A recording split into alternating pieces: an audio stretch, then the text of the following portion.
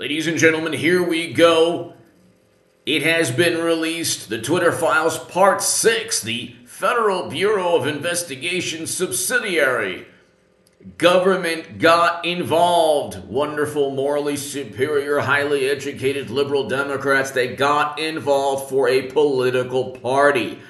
They got involved for your political party to go up against Trump and Republicans. Government and officials at Twitter broke First Amendment laws. They broke free speech and First Amendment laws, the fabric of our nation. And let's get to it. Hit subscribe to this channel. I'll have a live stream later this evening. The live stream link will be below in the pinned comment. Let's get started. So, Matt Taibbi thread, the Twitter Files Part 6, Twitter, the Federal Bureau of Investigation Subsidiary. The Twitter Files are revealing more every day about how the government collects, analyzes, and we'll just say investigates your social media content. Twitter's contact with the Federal Bureau of Investigation was constant and pervasive, as if it were a subsidiary. Between January 2020 and November 2022, there were over 150 emails between the Federal Bureau of Investigation and former Trust and Safety Chief. Wow. Some are mundane, like San Francisco agent wishing the chief a happy new year, along with a reminder to attend our quarterly call next week. Others are requests for information to Twitter users related to active investigations. But a surprisingly high number of requests by the Federal Bureau of Investigation for Twitter to take action on information that misinforms, even involving joke tweets from low follower accounts. This is the government censoring on behalf of a political party. Information that misinforms is subjective. Democrats utilized the Steele dossier to investigate Trump. It was not only information that misinformed, it was false information. Misinformation is a euphemism for an opposing viewpoint. Democrats and wonderful, morally superior liberals and people on the left, what they do is they redefine words, they mangle and distort semantics, they utilize euphemisms, and what they do, it's such a vapid, obvious attempt at control and manipulation. So, what the Trust and Safety team was really the distrust and had nothing to do with safety team on Twitter. So you had information that misinforms, with the Federal Bureau of Investigation being the arbiter of truth that happens to always side with the Democratic Party. Hit subscribe to this channel right now, ladies and gentlemen. I'll have a live stream on this later this evening. If you want to give a super thanks, it's below. If you want to become a Patreon of this channel, your Patreon support is greatly, greatly appreciated. To my new Patreons, thank you so much. And subscribe to H.A. Goodman's other channel. If you want to become part of a notification like newsletter, go to hagoodman.com. You can read my writing there in The Hill, The Huffington Post, Salon, The Jerusalem Post, The Federalist, and other publications. The Bureau's Social Media Task Force, known as FTIF, created in the wake of the 2016 swell to 80 agents and corresponded with Twitter to identify alleged foreign influence and tampering of all kinds. Really? Okay. Was there any influence emanating from another country negative towards Trump? Gee, we never hear about that. Federal intelligence and law enforcement reach into Twitter included the Department of Homeland, which partnered with security contractors and think tanks to pressure Twitter to moderate content. This is an obvious Like, you're obviously breaking First Amendment laws. You're eviscerating the First Amendment because your political side needs that. Democrats, nobody would listen to Democrats or morally superior people on the left. Nobody listen. That's why they have to have everyone do the same thing on a state level, county level, definitely on a national level. Everyone must do. When you prove them wrong, you say, well, curbing the Second Amendment in this city within a blue state hasn't helped anything. Oh, well, because criminals still... Oh, well, it's the states around that state. Don't you understand? Same thing with Medicare for all. Why hasn't there been a state with Medicare for all? You want it nationally. Well, the states around it have to have it. The arguments never hold up. And so that's why you need the entire political system. You even have the EU getting involved now. Oh, they might sanction it. It's like, you know what? The entire global and the political system within this country relies on appeals to authority. But we know what's going on. The system went after, opposed Trump. And they silenced discussion about a topic that could lead to felonies involving Hunter and Joe Biden. Felonies involving the former vice president and our current president. Not, oh, he pressured somebody with an ellipsis. Not that. Actual felonies.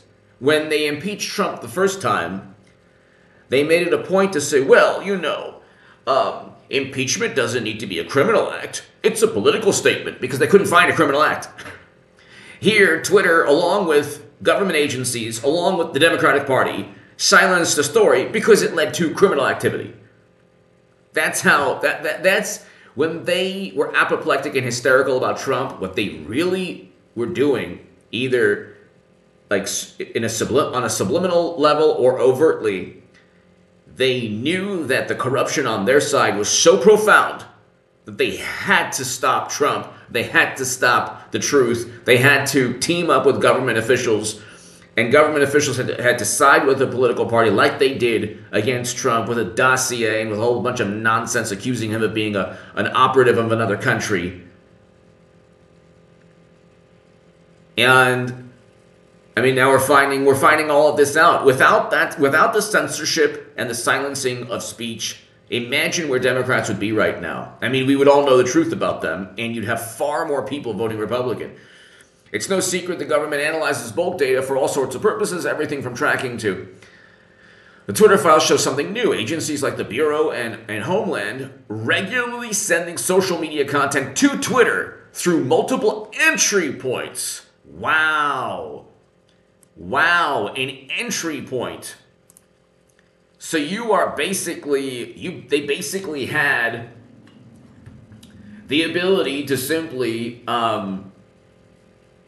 They basically had the ability to simply, they almost worked at Twitter. Just like Twitter and the New York Times, the Washington Post, and all of these people who are suspended now for actually committing possibly criminal acts. You can't disclose the location of people to torment them and to harass them. That's stalking. And so he suspended these journalists, and they said, oh, well, we're just reporting. No, you're trying to torment him. We know what you're doing. And then you're equating your retribution against Elon Musk with the actual truth about you and government. Oopsie. So they had multiple entry points.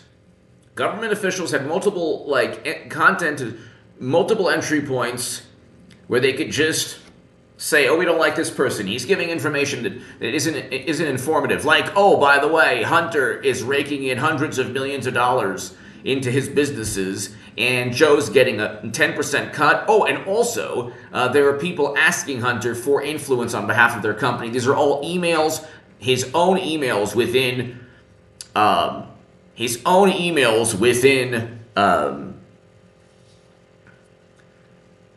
the New York Post reporting.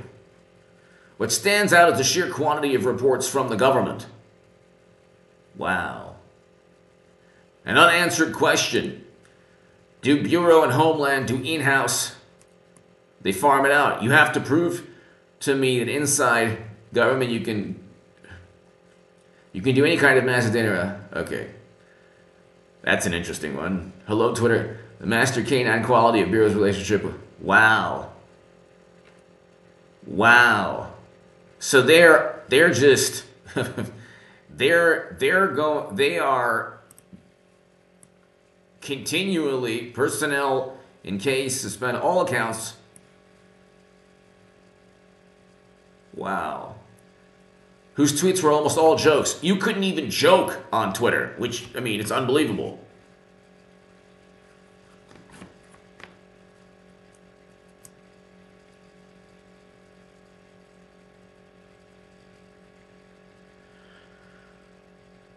And this is unbelievable. They not only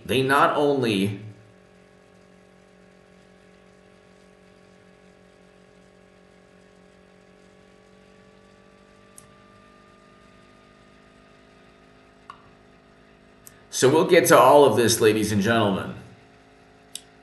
But this is very interesting. This is really, really interesting.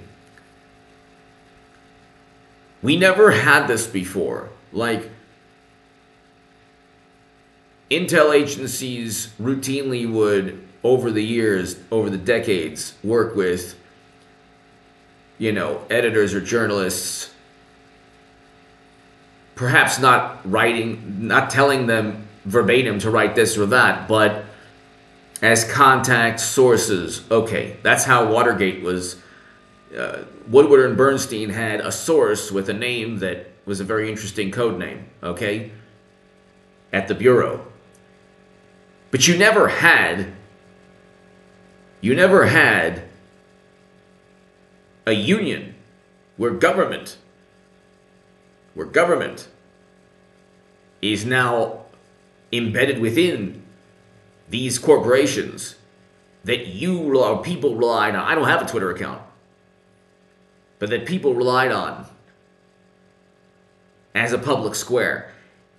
The Democratic Party can't exist without Stephen Colbert, without Jimmy Kimmel, without this type of First Amendment, without tearing apart the First Amendment, without government getting involved and siding with that political party. Because otherwise you'd have so many more people voting for Trump or DeSantis. If they don't have full control of everything from late night to Twitter and now you have the New York Times, the Washington Post, CNN, they're getting a taste of their own medicine in terms of, or they're getting a taste of how it felt to be a conservative or a Republican on Twitter, Trump Republican. Give me your thoughts below. Hit subscribe to this channel. Huge. This is a paradigm-changing moment in I would say human, but American history, people. This is a paradigm-changing moment in American history. Hit subscribe right now.